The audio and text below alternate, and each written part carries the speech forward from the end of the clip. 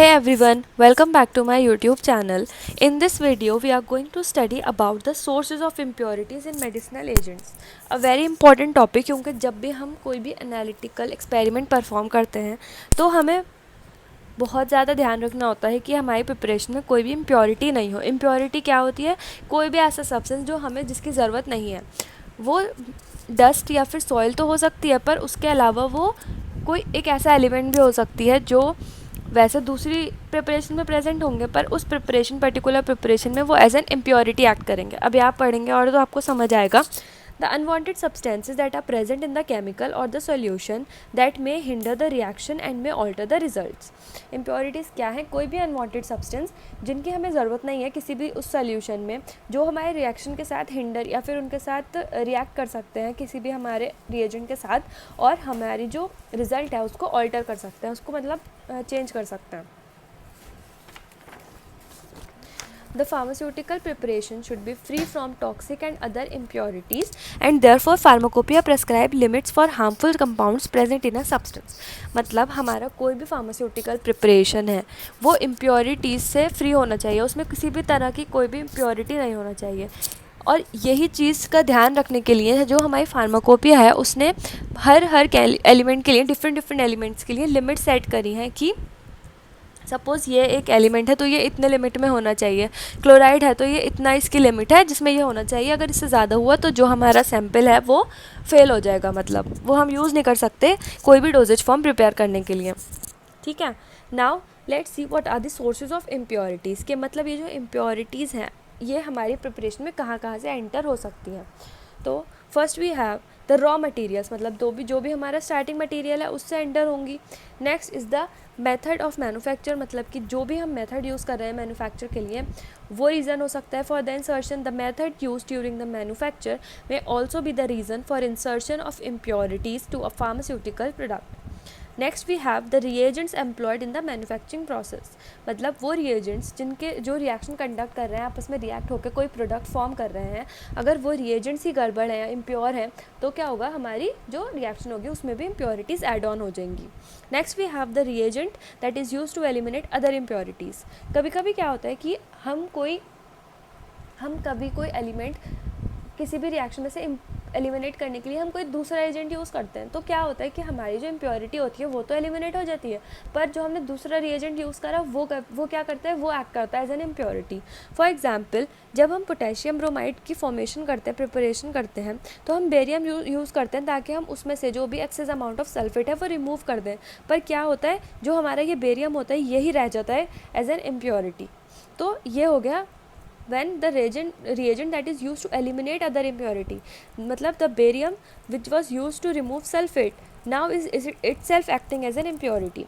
Next we have the solvents मतलब कि वो लिक्विड जो कि हमारे सोल्यूशन में ज़्यादा मात्रा में है, मतलब जो ज़्यादा जिसकी कंसनट्रेशन ज़्यादा है वो होता है हमारा solvent.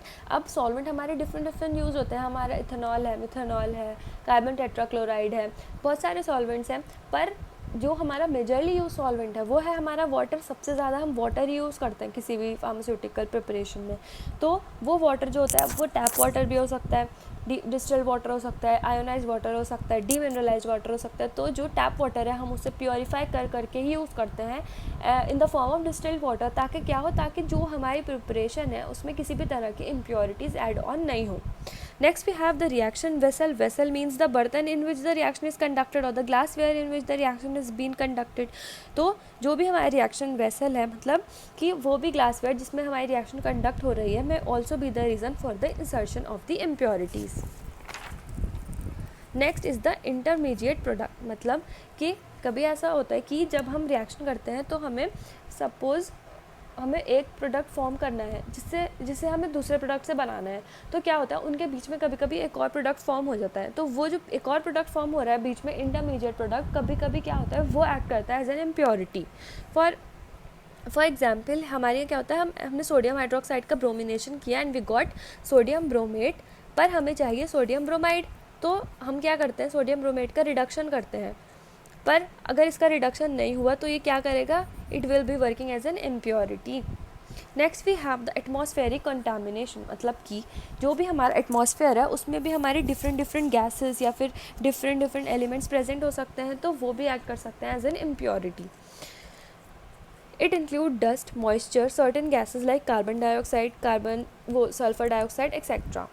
Next we have the manufacturing process के मतलब हमारा जो मैन्युफैक्चरिंग प्रोसेस है वो अगर कुछ भी गड़बड़ हुआ तो हमारे जो फाइनल प्रोडक्ट होगा उसमें इम्प्योरिटीज़ ऐड ऑन हो सकती हैं. जब भी हम कुछ प्रोसीजर करते हैं तो हम क्या करते हैं, SOPs फॉलो करते हैं, मतलब स्टैंडर्ड ऑपरेटिंग प्रोसीजर, जो कि हमारे स्टैंडर्ड बुक्स के थ्रू हमें गिवन है कि अगर हमें ये रिएक्शन कंडक्ट करनी है या फिर हमें ये इंस्ट्रूमेंट यूज़ करना है तो इसके ये स्टैंडर्ड ऑपरेटिंग प्रोसीजर्स हैं जो हमें फॉलो करने हैं. पर अगर हम वो फॉलो नहीं करेंगे तो क्या होता है, हमारा जो आंसर होता है, हमारा जो रिज़ल्ट होता है वो ऑल्टर हो जाता है और जो हमें फाइनल प्रोडक्ट मिलता है उसमें इम्प्योरिटीज़ ऐड ऑन हो सकती हैं.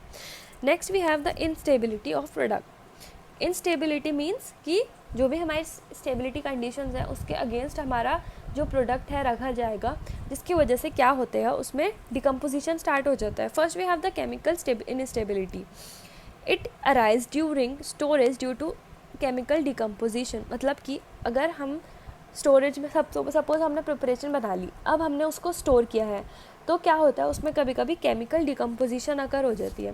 ये केमिकल डिकम्पोजिशन अकर क्यों होगी, क्योंकि हमने इनएडुकेट स्टोरेज कंडीशंस दी हैं, मतलब जैसी रिक्वायर्ड हैं कंडीशंस वो हमने नहीं प्रोवाइड करी हैं. जिसका मतलब क्या है कि या तो लाइट हो सकती है, एयर ऑक्सीडेशन हो सकता है, कार्बन डाइऑक्साइड का रिएक्शन हो सकता है, वाटर वेपर यानी मॉइस्चर एड ऑन हो सकता है, and many more may also be the reason for the addition of impurities to a pharmaceutical preparation.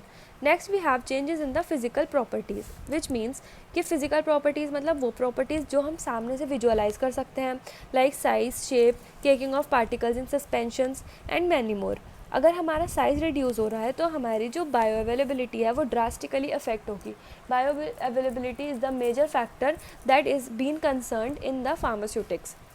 Next we have reaction with container metal, मतलब जिस कंटेनर में हमने उसे स्टोर किया है उसके साथ भी वो रिएक्ट कर सकता है to inherit the impurities. For example, salicylic acid ointment must not be packed in metal tubes. जो salicylic acid का ointment है वो हम कभी भी metal tubes में store नहीं करते, वो हमेशा दूसरे tube में store करते हैं. Next is the temperature. The rate of chemical decomposition and physical changes of stored products depend upon temperature as well. अगर हमें उसको रूम टेम्परेचर से कम में रखना है और हमने ज़्यादा में रख दिया तो हमारा जो प्रोडक्ट है वो डिटोरिएट हो जाएगा और उसमें डिफरेंट रिएक्शंस अकर हो जाएंगी, जिसकी वजह से उसमें इम्प्योरिटीज़ ऐड ऑन हो जाएंगी. तो क्या होगा, हमारा जो प्रोडक्ट है वो यूजेबल नहीं रहेगा. So this is it for the sources of impurities, जो कि हमारे इन मेडिसिनल एजेंट्स, कोई भी मेडिसिनल एजेंट में इनहेरिट होने के डिफरेंट सोर्सेज हमने देखे. So this is it. Thank you.